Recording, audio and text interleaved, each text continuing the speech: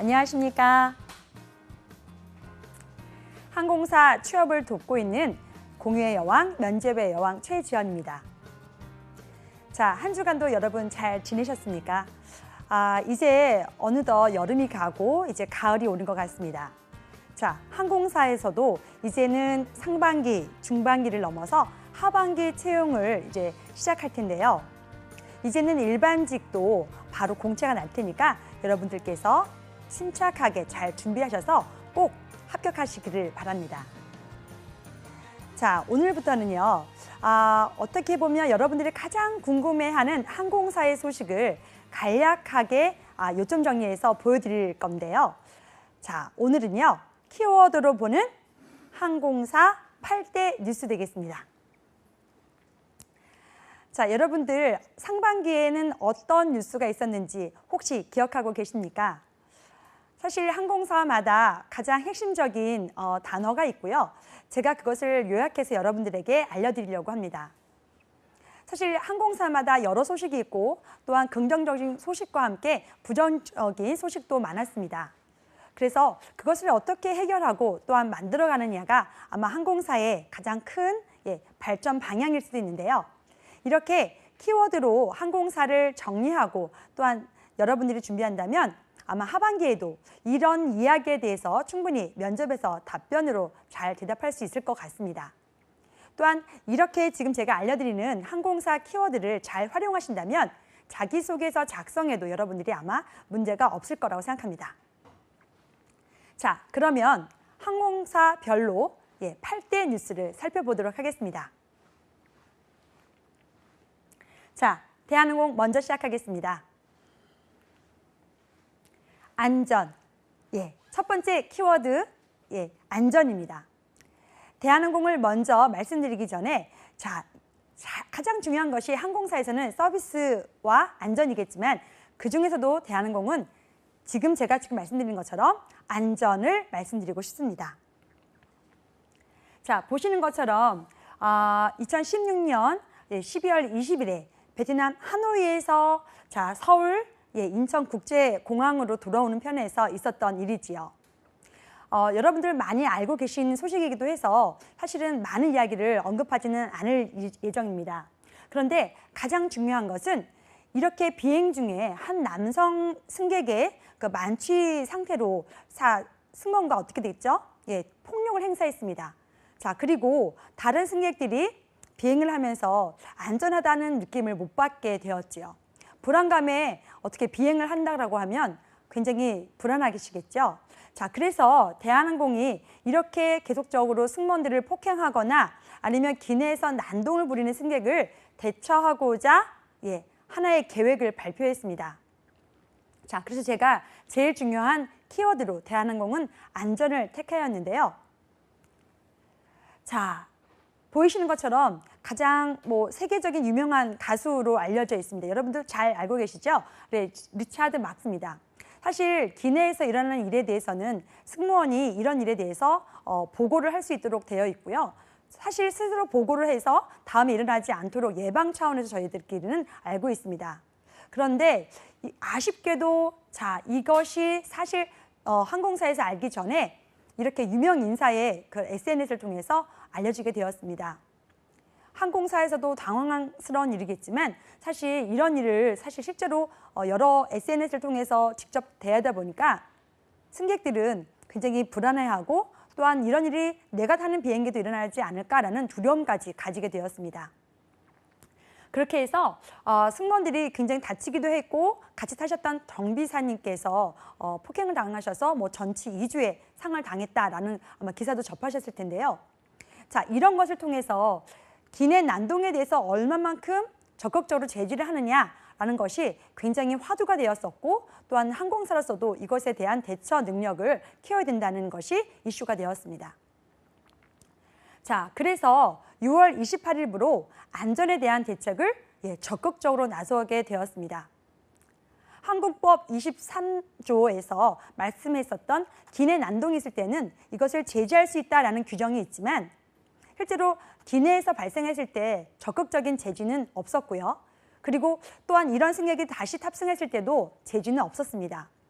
단지 기내에서 이런 승객이 발생했을 때는, 이런 상황이 발생했을 때는 이렇게 해라라는 규정만 있었을 텐데, 자, 굉장히 승객을 다치지 않게끔 하는 그런 의도는 좋았지만 다른 승객의 불안감까지 없애지는 못했고 적극적인 제지가 아니었다라는 비판이 일면서 대한항공에서는 노플라이 제도라는 것을 시행하게 되었습니다.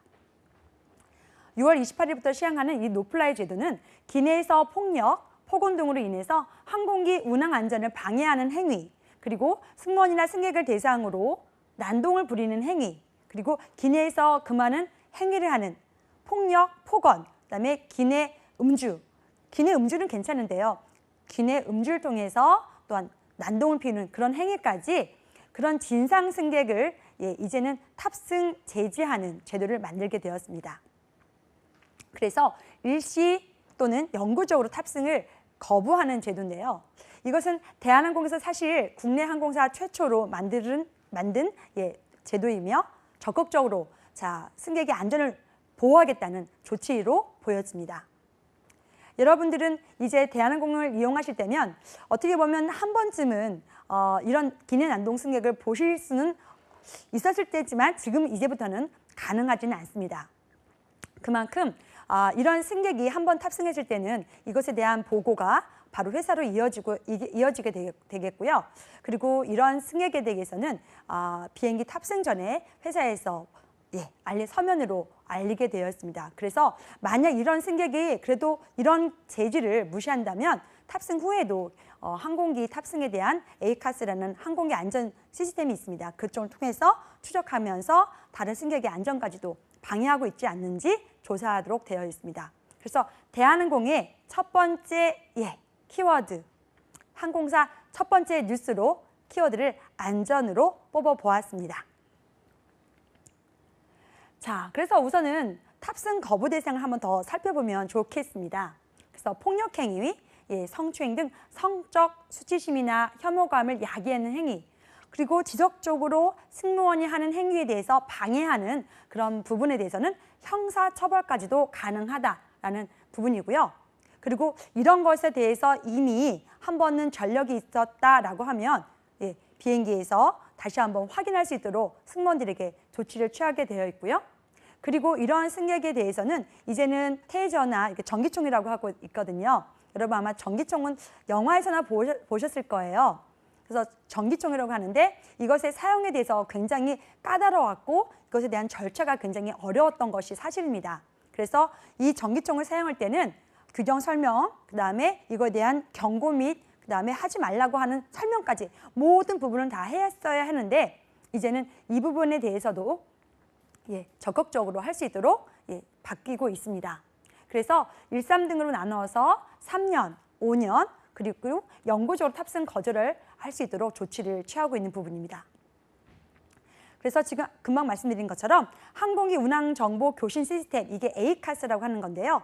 만약 탑승 거부 통지를 받고도 비행기에 탑승했을 경우에는 승무원으로 하여금 승객에 대한 안전에 대해서 거부를 의사소표시할 수 있고 항공기에서 강제로 내리도록 할 수 있습니다. 또한 이외에도 만약 탑승을 했을 경우에는 저는 에이카스 시스템으로 적극적으로 대응할 수 있게끔 하겠다는 의지를 보이고 있습니다.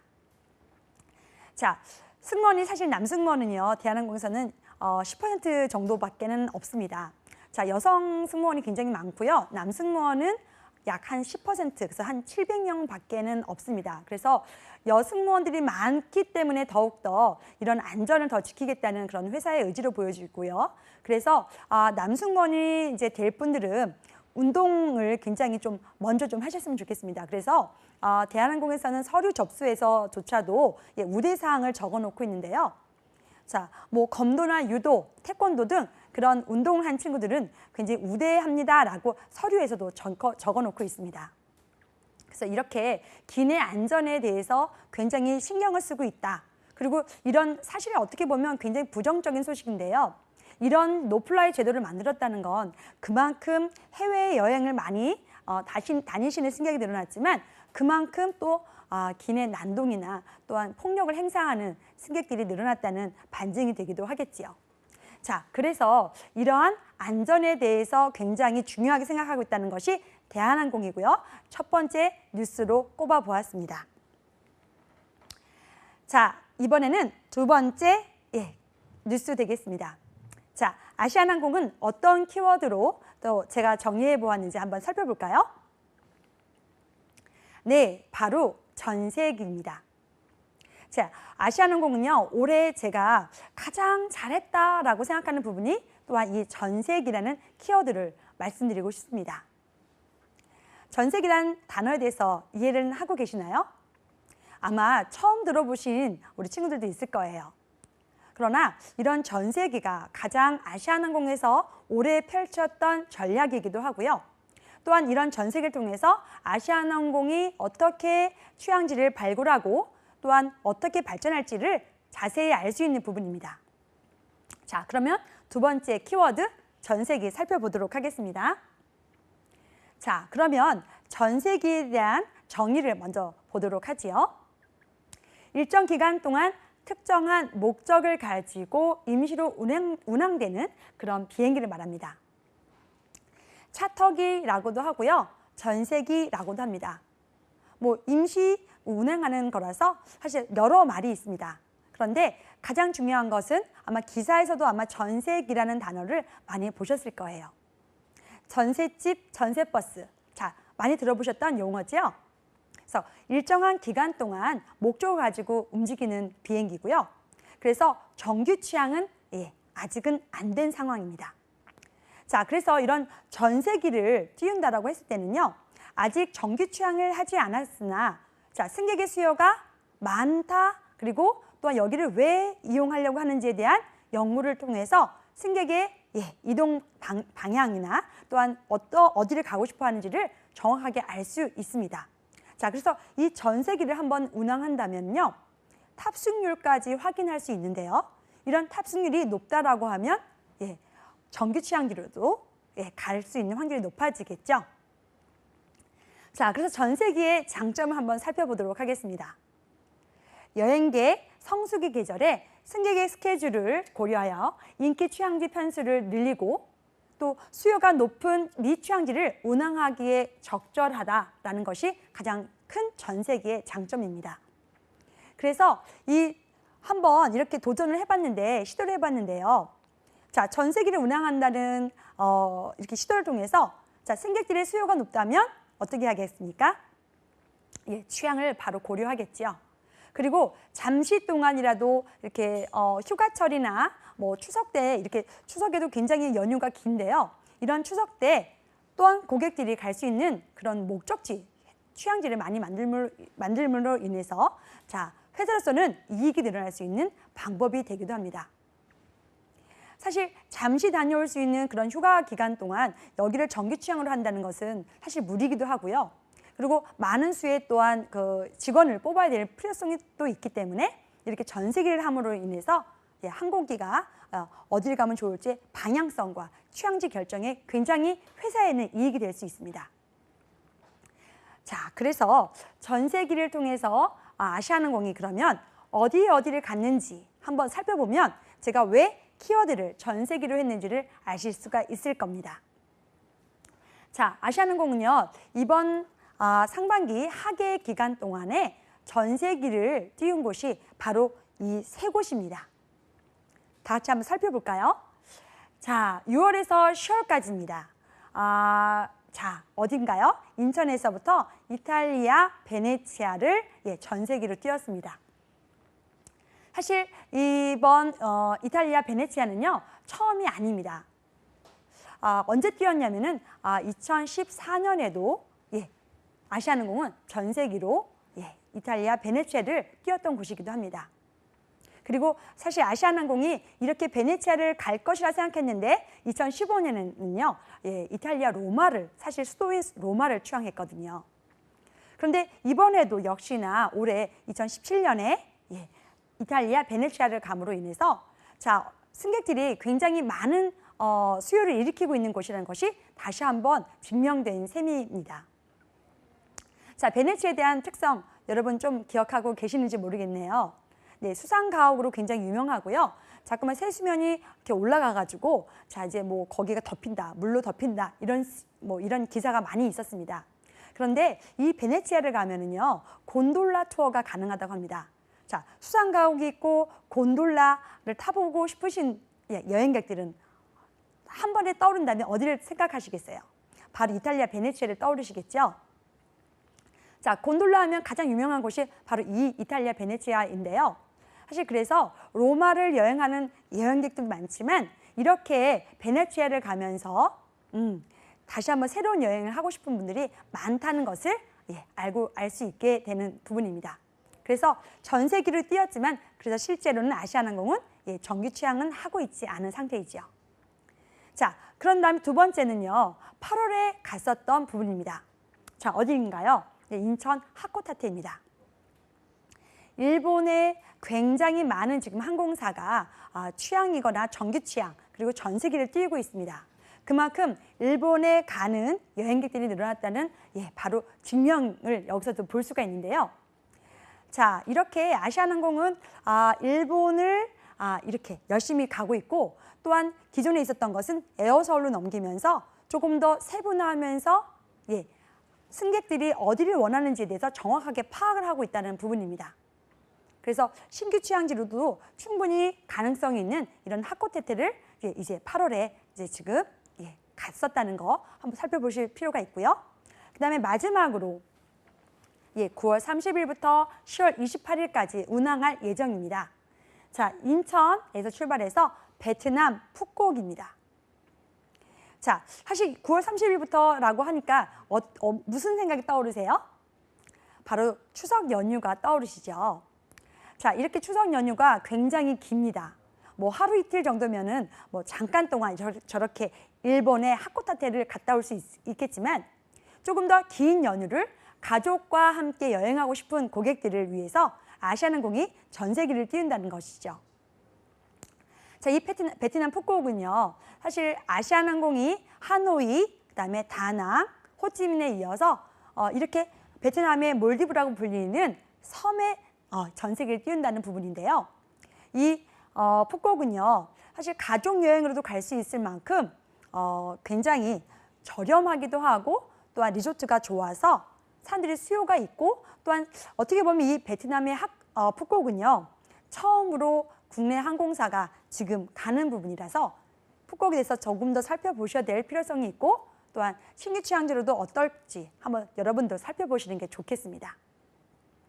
그래서 뭐 야시장 구경하는 것도 리조트를 이용하는 것도 그리고 굉장히 중요한 거지만 합리적인 비용으로 가족 여행 전체가 갈 수 있다는 것은 사실상 일본이나 어디 좀 고급스러운 그런 휴양지를 가는 느낌으로 저렴하게 대양주보다는 이런 베트남을 선택한다는 것을 아시아나항공이 지금 캐치한 것이고요. 그걸 통해서 다시 한번 전 세계로 아시아나항공을 가겠다는 의미니까요. 굉장히 중요하다는 것입니다.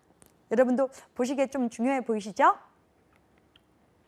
자, 그래서 다시 한번 정리를 해보도록 하겠습니다. 신규 노선에 대한 전 세계 운항을 함으로 인해서 보다 새로운 여행지를 개발할 수 있고요. 또한 고객이 요구하는 관광지가 어디인지 그리고 노선을 조금 더 지속적으로 개발할 수 있다는 장점이 바로 이 전 세계를 띄우는 이유이기도 합니다. 그래서 고객 만족 향상 그리고 왜냐하면 아시아나항공은 가지 않는 노선을 갈 수 있는 기회이기 때문에요. 고객 만족도가 높아질 수 있고요. 회사로서는 이익의 창출이 당연히 발생하겠죠. 그래서 수익이 발생하니까 회사로서도 이익이 나고요.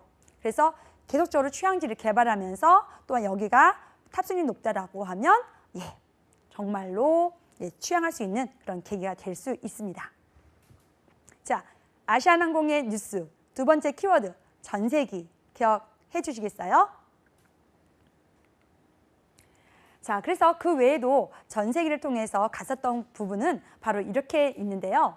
사실 이것은 이 부분은 특별하게 아시아나항공이 전세기를 통해서 신규 취항지보다는 전세기 특별기를 통해서 아시아나항공의 사회 공헌 활동했던 것을 조금 더 제가 여러분들에게 보여드리려고 지금 갖고 왔습니다.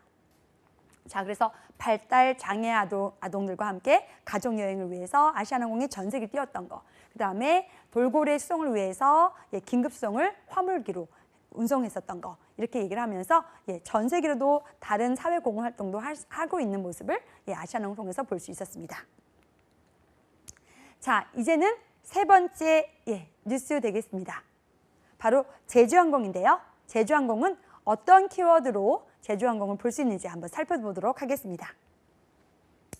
한류 마케팅. 제주항공은 제가 봤을 때는 이 키워드가 가장 상반기에 이슈가 된 키워드가 아닐까 싶습니다. 자, 함께 보실까요?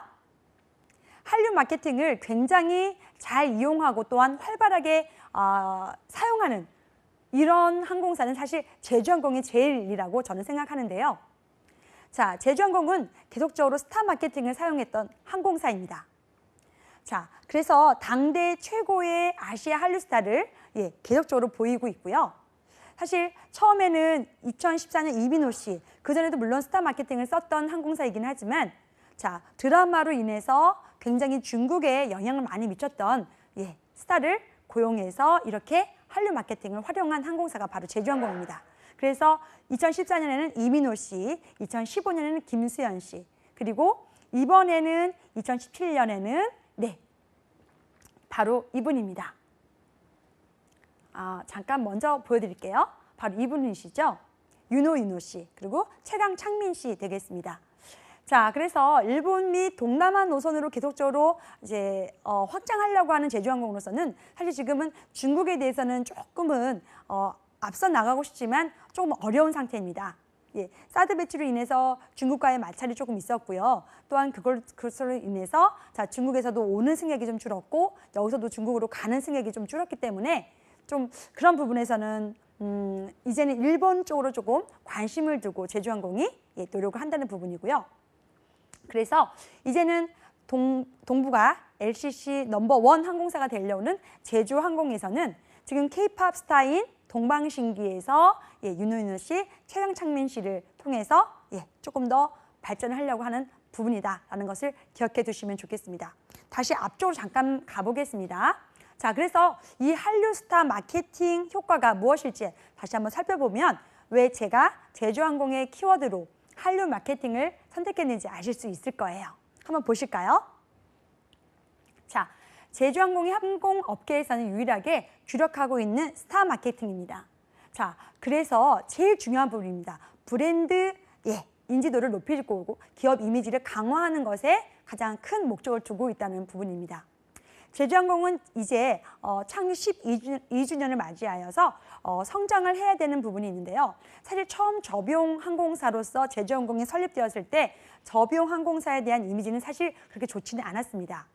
우선 저렴하다라는 것은 참 좋은 말이지만 싸다라는 어떤 값싼 이미지로 너무나 많았기 때문에 제주항공을 이용하는 승객들에 대한 조금 배려라고 할까요? 그리고 제주항공을 조금 더 확실하게 부가가치를 높이고 또한 고급스러운 이미지를 하기 위해서 나름대로 노력했던 것이 바로 이 한류 마케팅입니다. 자, 그래서 이 한류 마케팅을 통해서 사실은 굉장히 많은 수의 중국 고객들도 승객들도 제주항공을 이용했고요.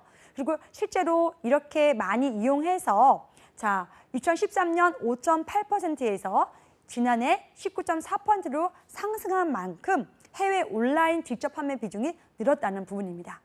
그래서 제주항공은 이렇게 한류 마케팅을 가장 잘 활용했다라고 제가 말씀드릴 수 있고요. 여러분도 한류 마케팅에 대해서는 조금 더 살펴보시면 좋겠습니다. 자, 그리고 제주항공 한류 마케팅을 통해서요. 지금 윤호 씨로 바뀌었다고 말씀드렸잖아요. 자, 그래서 한번 1분기를 살펴보았습니다.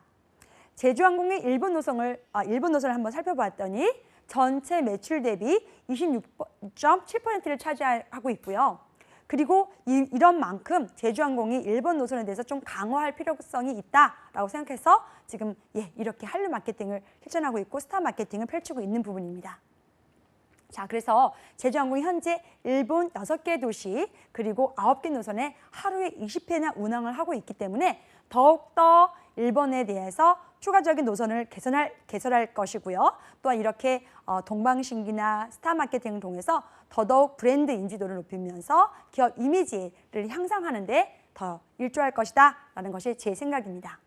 자, 그래서 계속적으로 제주항공은요, 신규 취항지로 일본을 선택할 확률이 좀 더 높고요. 그리고 이렇게 스타 마케팅은 계속 될 것이라는 제 생각입니다. 자, 이제는 네 번째 뉴스 되겠습니다. 바로 진에어입니다. 자, 그러면 진에어는 어떤 키워드로 정리를 해볼 수 있을까요? 영업이익 1등입니다. 사실 영업이익 1등이라고 주장하는 회사들이 많습니다. 그래서 저도 좀 살펴보는데 좀 어려움이 있었습니다. 그런데 매출이 아니라 영업이익에서는 사실 진에어가 상반기에서는 1등을 했더라고요. 자, 그래서 매출 면에서는 저비용항공사 제주항공이 우선이지만 실제로 영업이익 면에서는 진에어가 앞섰기 때문에 진에어에 대해선 키워드를 저는 영업이익 1등이라고 꼽아보았습니다. 자, 살펴보실까요? 자, 진에어, 열정과 패기로 가득한 당신은 내일의 날개를 날아드립니다. 자, 영업이익 면에서는 진에어가 1위를 유지했는데요. 자, 살펴보시면 정확하게 한번 보시면 좋겠죠. 자, 상반기에는 영업이익이 466억 원이라는 실적을 거두게 되었습니다. 제주항공이 435억이니까 실제로 진에어가 맞습니다. 영업이익에서는 저비용항공사 1등이 맞습니다. 그래서 31억 원이라는 근소한 차이로 사실 진에어가 1등을 맡게 되었는데요. 자, 이런 것은 굉장히 어떻게 보면 효율적으로 회사를 잘 운영했다라는 부분이고요. 취항지에 대해선 결정과 또한 기내 사업, 기내 판매, 부대 사업까지도 잘 했다는 그런 평가를 받고 있는 부분이기도 하지요. 사실 저비용항공사는 항공기 티켓으로 모든 것을 이익을 본다는 것보다는요. 사실 그 저비용항공사 내에서 기내에서 파는 기내 판매나 아니면 기내식 등 그런 부가 사업에 있어서 굉장히 이익을 더 많이 보고 있는 부분입니다. 그래서 티켓을 항공권을 많이 팔고 또 많이 탑승할수록 이익이 많기 때문에 계속적으로 아마 저비용항공사는 얼리버드 마케팅을 통해서 계속적으로 승객을 유치하려고 할 것이고요. 자, 이런 유치한 승객을 통해서 진에어처럼 영업이익을 1등을 하려고 계속적으로 노력을 할 예정입니다. 자, 그래서 이렇게 국내 저비용항공사 최초로 LCC에서 영업이익을 1등을 달성했는데 사실 지금 진에어는 7년 연속 영업이익 흑자를 내고 있고요. 이 부분은 굉장히 잘하고 있는 부분이기 때문에 여러분들 왜 진에어가 이렇게 잘 발전할 수 있는지에 대해서는 꼭 살펴보시기 바랍니다. 자, 그래서 올해 매출액 8,800억 원 달성과 내년에는 1조 돌파까지 목표를 하고 있습니다. 그래서 올해 상반기는 영업이익 1등이지만 매출액을 8,800억 예상하고 있고 내년에는 매출액을 1조까지 돌파하려는 1조 클럽에 가입할 수 있는 그런 회사가 되겠습니다. 계속적으로 발전하는 그런 영업이익 1등 다시 한번 플랜 1을 통해서 어떻게 발전했는지를 살펴보도록 하겠습니다. 자, 첫 번째는 노선 다변화와 중대형기 운영을 통해서 가능했던 부분입니다.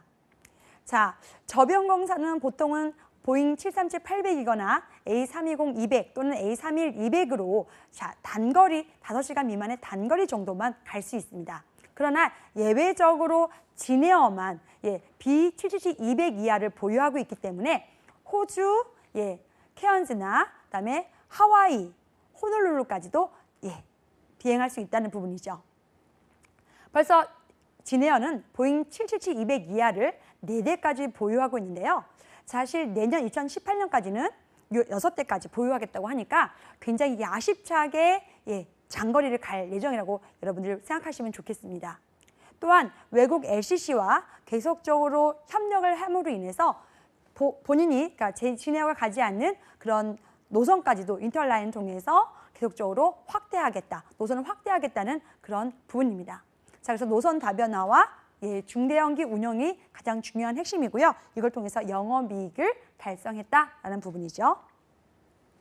그리고 또한 플랜 2를 보시면 자, 뭘까요?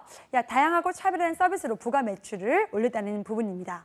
자, 그래서 지니 플러스 시트이거나 지니 플레이를 통해서 기내 엔터테인먼트를 사용함으로 인해서 여기서 발생하는 부가 수익 그리고 지니 플러스 시트를 또 이용할 수 있게 함으로 인해서 조금 더 일반석보다는 차별하게 넓고 또한 가격을 우선적으로 받을 수 있도록 해서 진에어가 좀 더 이익을 올리고자 하는 부분입니다. 자, 그래서 이렇게 진에어는 상장을 하려고 지금 준비 중입니다. 제주항공이 상장을 했고요. 굉장히 호응을 많이 받아서 지금 진에어까지도 상장을 앞두고 있는데요. 이런 상장을 통해서 더욱 크게 성장하려고 하는 진에어이기 때문에 아무래도 영업이익 면에서는 1등을 놓치지 않을 것이라고 저는 생각합니다. 자, 그래서 이런 걸 통해서 그러면 얻을 수 있는 게 무엇일까 생각해 봤는데요.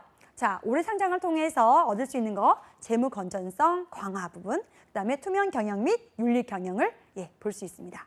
그리고 지속적인 성장을 통해서 또한 투자를 받을 수 있기 때문에 보잉 777-200ER 또한 장거리 갈 수 있는 그런 여객기를 계속적으로 도입할 수 있고 또 노선 다변화를 할 수 있다는 부분이겠죠. 그리고 자, 저비용 항공사인데도 불구하고 다양한 노선을 가고 있다는 장점과 함께 장거리까지 갈 수 있다는 저비용 항공사 특유의 또한 장점을 진에어가 갖고 있기 때문에 이 부분 때문에 기업의 이미지가 또한 쇄신되면서 더욱더 확장될 것이다 라고 보여집니다. 그래서 계속적으로 아무래도 진에어는 영업이익을 계속 저비용 항공사에서 1등을 유지하리라고 보여집니다.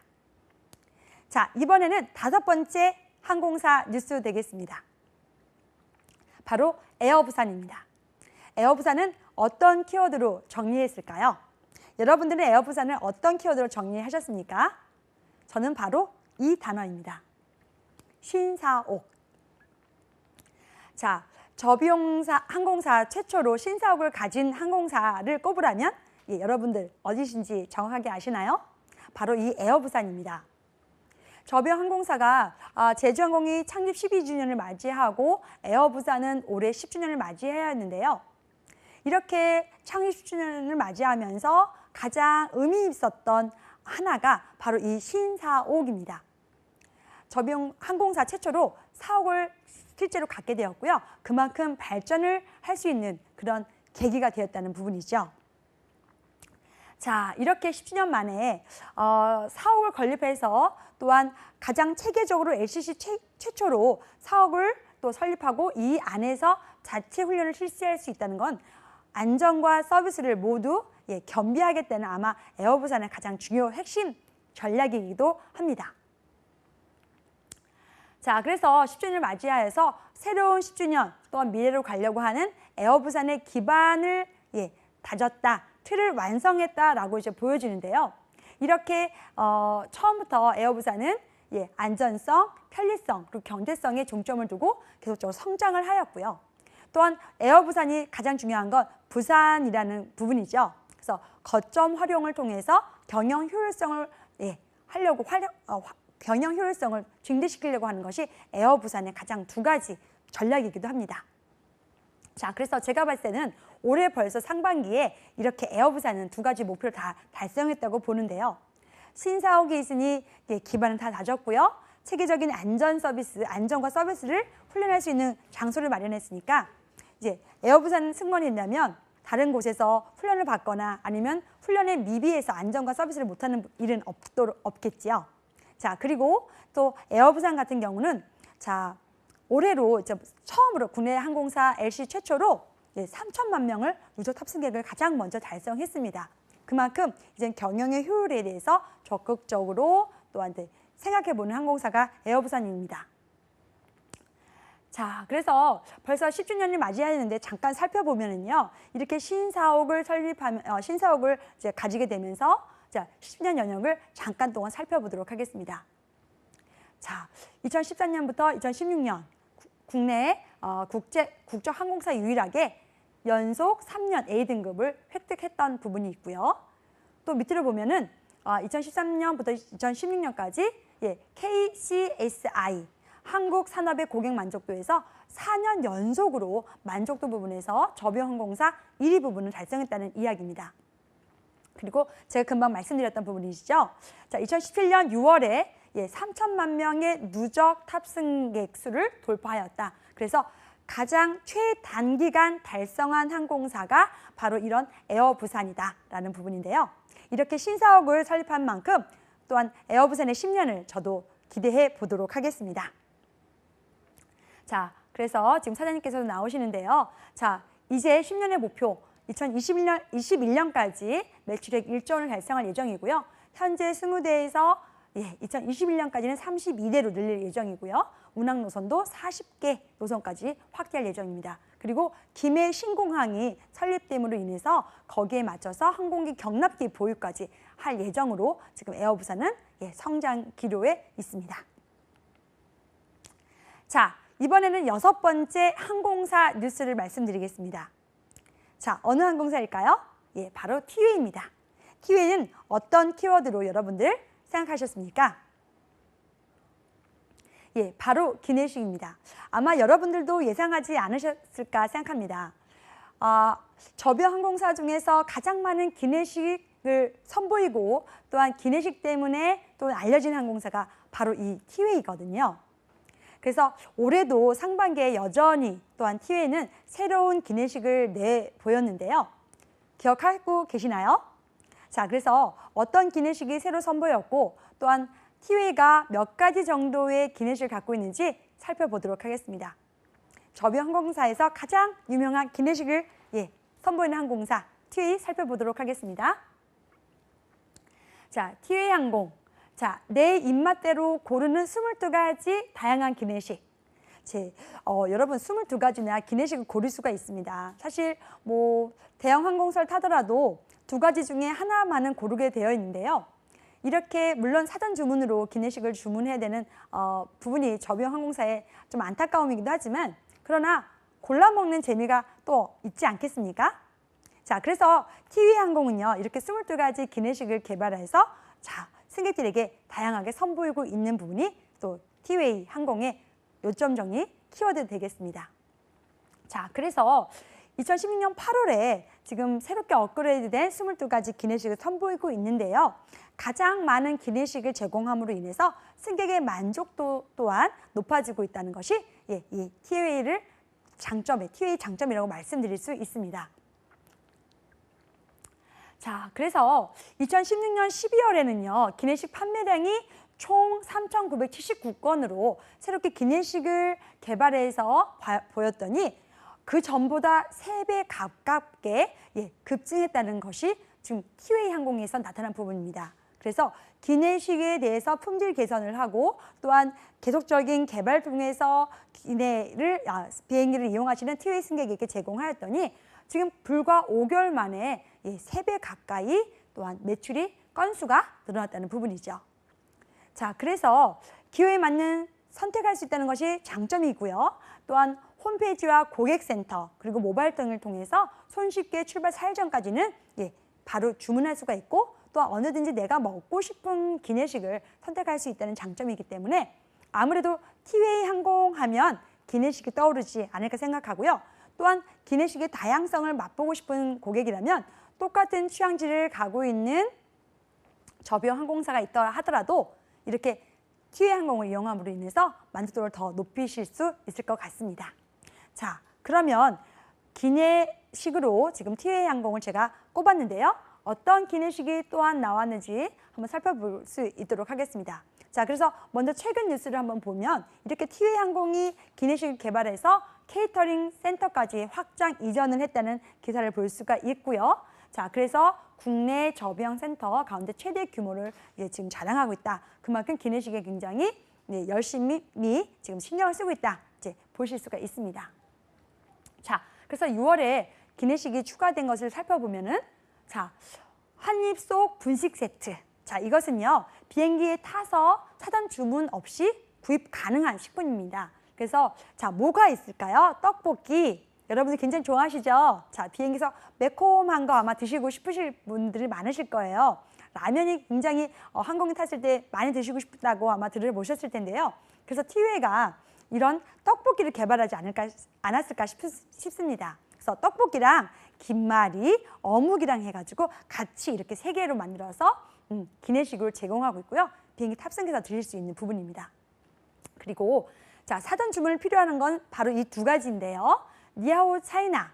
자, 한번 보시겠습니까? 자장 소스를 더한 계란볶음밥. 자, 보이시죠? 그림에서도 보이시고요. 칠리 새우를 곁들인 기내식이 되겠습니다. 그리고 띠아모 이탈리아. 자, 차이나도 같고요. 이탈리아 음식도 있네요. 자, 아라비아따 소스 리조또랑 펜네 파스타가 함께 제공되고 있습니다. 자, 그래서 이제는 24가지의 메뉴가 되겠습니다.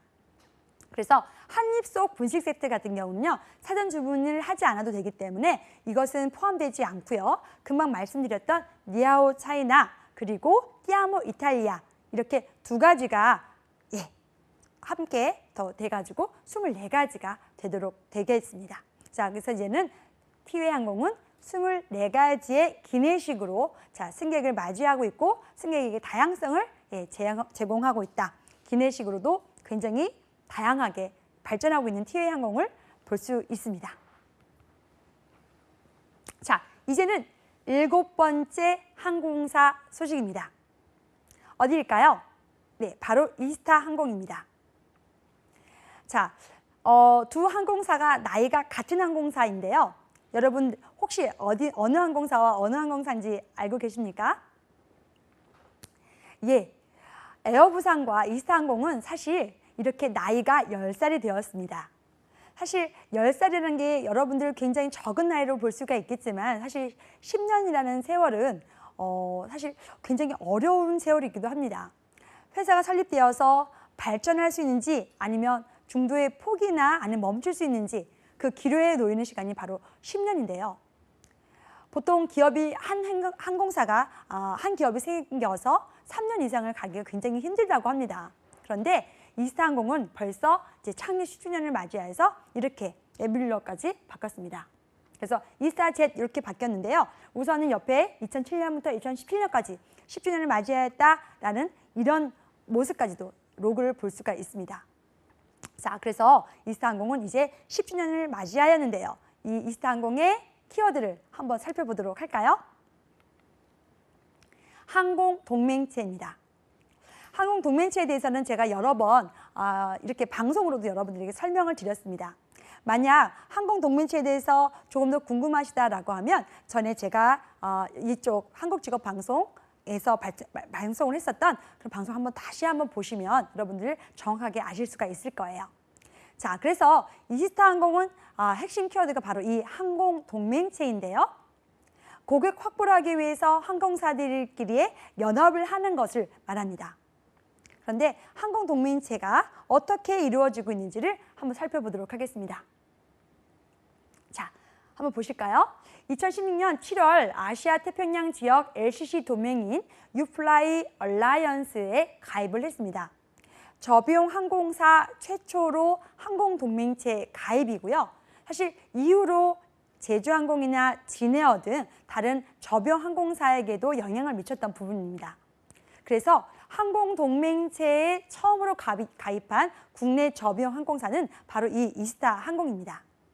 자, 그래서 이 이스타 항공이 가입했었던 이런 유플라이 얼라이언스를 통해서 이스타 항공이 가는 곳과 가지 않는 곳에 대해서까지 승객에게 여러 여행지를 갈 수 있도록 노선을 확대할 수 있는 부분이 가장 중요한 항공 동맹체의 장점이기도 합니다.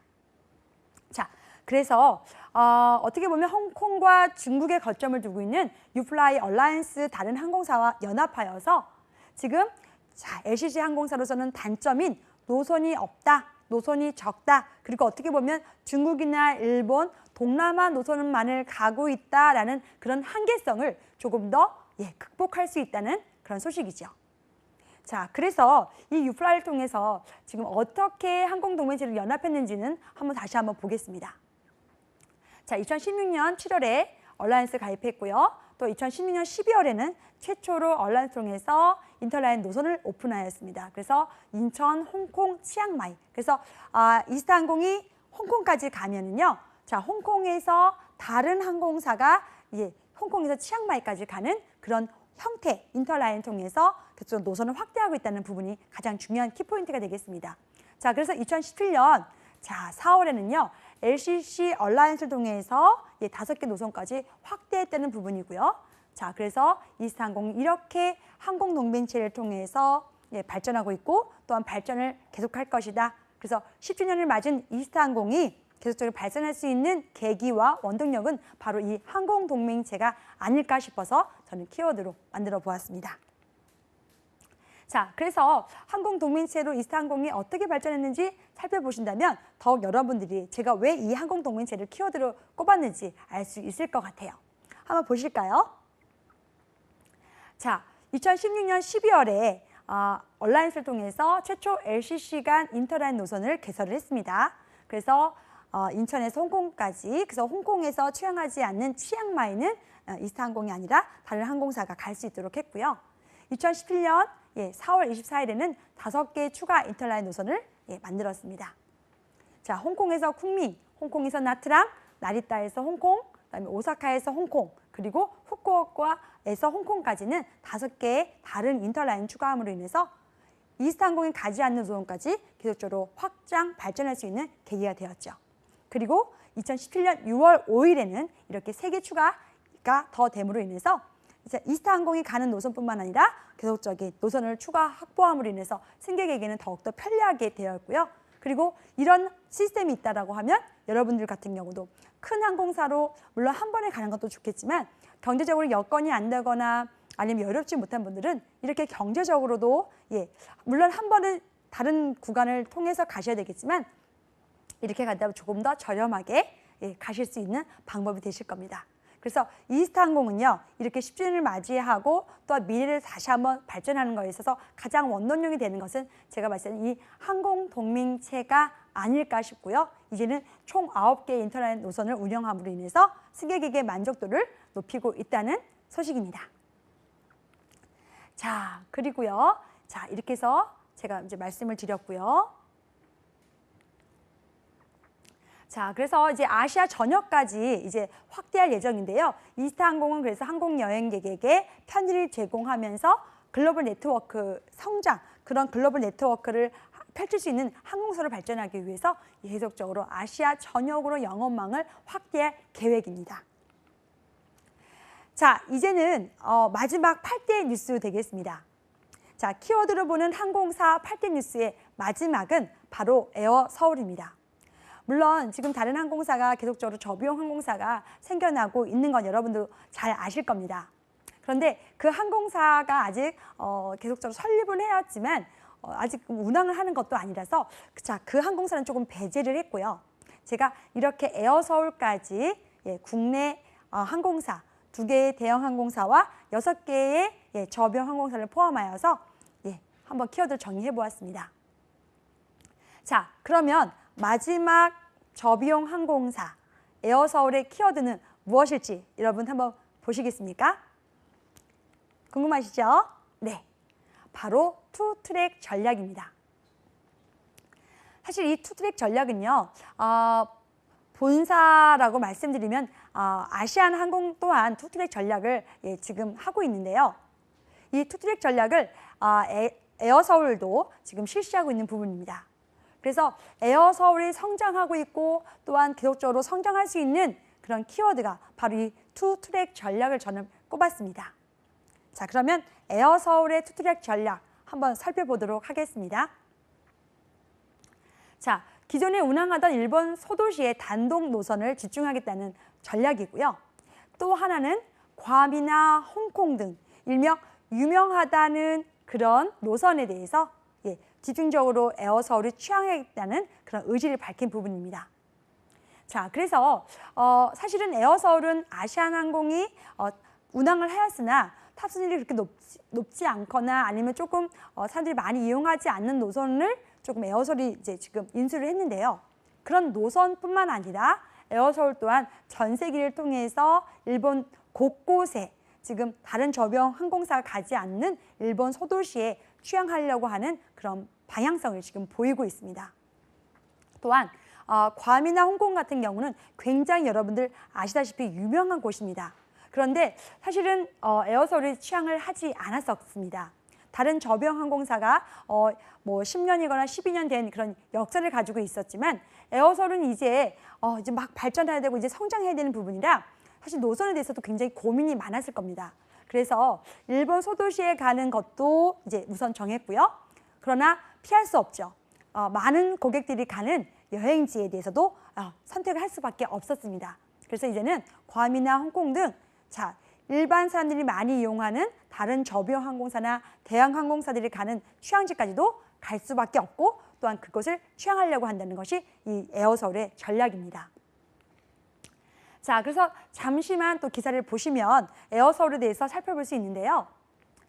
자, 보시면 알 수 있습니다. 자, 보시겠습니다. 자, 그래서 아까 말씀드렸죠. 일본 소도시에 대해서 계속적으로 취항할 예정이다. 그래서 보시면 일본은 6개 노선을 지금 편도 기준으로 운항을 25번이나 하고 있습니다. 그리고 탑승률을 90%까지 끌어올림으로 인해서 가장 마지막 설립된 저비용 항공사라는 이미지를 조금 탈피하고요. 조금 더 적극적으로 서비스를 하고자 하는 것도 발견할 수 있습니다. 그래서 다른 저비용 항공사가 실시하지 않는 이런 마지막에 가장 중요한 부분이 있는데 한번 보셔요. 자, 공항에 도착해서 호텔까지 수화물을 무료로 배달해주는 서비스까지도 실시하고 있습니다. 사실 이 서비스는 대형 항공사도 하지 않는 서비스인데요. 에어서울이 굉장히 고객을 배려하고 고객의 무거운 부분, 가장 무거운 거가 뭘까요? 짐이죠. 그 짐을 호텔까지 수화물을 무료로 배달해주면서 특화된 서비스를 개발하고 또한 승객의 만족도를 높이려고 하는 것이 이 바로 에어서울의 전략이 되겠습니다. 자, 그래서 투트랙 전략 다시 한번 요약 정리해 보도록 하겠습니다. 일본 소도시 단독 노선 집중. 자, 그래서 일본 소도시 8개 노선과 동남아 3개 노선 등 총 11개 노선을 운항 중이며 계속적으로 다른 LCC가 가지 않는 그런 곳까지 더 공략하겠다. 그래서 살펴보고 더욱더 적극적으로 가보겠다는 것이 에어서울의 전략이고요. 두 번째로는 황금 노선이라 불리는 대표 인기 노선에 대해서 집중을 하겠다는 그런 전략이죠. 그래서 2017년 9월에는 오사카와 괌, 그다음에 10월 31일에는 나리타와 홍콩까지 신규 취항할 예정이라는 것이 바로 이 에어서울의 투트랙 전략 되겠습니다. 자, 그래서 지금 현재 에어서울은 A321-200 항공기를 4대를 보유하고 있는데요. 이런 4대뿐만 아니라 계속적으로 항공기를 더 도입함으로 인해서 에어서울이 더 성장하고 또한 발전하겠다는 의지가 보이고요. 또한 LCC 최초로 가장 짧게 영업이익을 달성하고자 하는 것이 에어서울이기 때문에 이렇게 노선 개발에 대해서는 가장 적극적으로 나서지 않을까 싶습니다. 자, 그래서 에어서울은 이렇게 서울에서 출발하는 서울을 베이스로 하는 항공사인데 에어부산은 부산으로 하고 에어서울은 서울을 베이스로 하여서 아시아증권 계열사지만 적극적으로 분리함으로 인해서 더욱더 성장하고자 하는 그런 부분이다라는 것을 알 수가 있고요. 자, 올해 수익을 1,300억 원으로 지금 잡고 있습니다. 그래서 어떻게 보면 가장 먼저 저비용 항공사 최초로 영업이익을 흑자 전환시키겠다는 야심찬 계획을 갖고 있는 항공사가 바로 이 에어서울임을 한번 설명드리고 싶습니다. 자, 여러분 8대 항공사 뉴스 지금까지 어떻게 잘 보셨습니까? 자, 2017년 상반기에 여러분들이 항공사 도전에 조금 못 미쳤다면 이제는 항공사 상반기 뉴스 키워드 8개로 정리해본 지금까지 이 방송을 보면서 여러분 스스로 나름대로 잘 정리해 본다면 항공사가 어떻게 발전하면 좋을지, 이 항공사가 어떠한 전략을 펴고 있는지도 잘 살펴볼 수 있었을 겁니다. 항공사 기업 분석을 한다는 것이 굉장히 어렵고도 또한 벅찬 일일 텐데요. 여러분들의 짐을 조금 덜어주고자 제가 상반기를 이렇게 요약 정리해 보았습니다. 자, 여러분 이렇게 8대 뉴스를 보니까 어떻게 항공사 도전이 조금 쉬우십니까? 여러분들이 조금 더 적극적으로 항공사 용어를 알 수 있으면 더 좋겠고요. 제가 여러분들을 위해서 8개의 뉴스로 정리를 해보았습니다. 상반기에는 이렇게 항공사가 발전하기 위한 전략을 잘 세우고 또한 이렇게 키워드로 제가 내세우는 만큼 여러분들도 이 키워드를 다시 한번 살펴보시면 좋겠습니다. 대한항공 같은 경우는 안전, 아시아나항공 같은 경우는 전 세계를 제가 말씀드렸는데요. 자, 지금도 기억하고 계시죠? 자, 조금 더 적극적으로 제가 말씀드렸던 8대 뉴스를 다시 한번 살펴보시고요. 이 방송을 통해서 여러분들이 항공사 키워드를 다시 한번 보신다면 항공사 자기소개서나 면접에서도 중요하게 답변을 잘 하실 수 있을 것이라고 저는 봅니다. 여러분들이 조금 더 도움을 받으실 수 있으시다면 이 방송 다시 한번 보시면 좋겠고요. 또한 모르시다면 에어24 카페로 문의해 주시면 제가 적극적으로 답해 드리겠습니다.